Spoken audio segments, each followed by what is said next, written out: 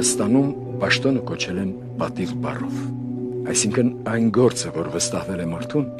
գիտակցվել է որպես բարոյականության չափ ու կշիռ։ Մեր օրերում այդ հասկացությունները բաժանվել են իրարից, սակայն կան մարդիկ, որոնց համար դարձյալ պաշտոնն ու պատիվը մնում են անբաժան։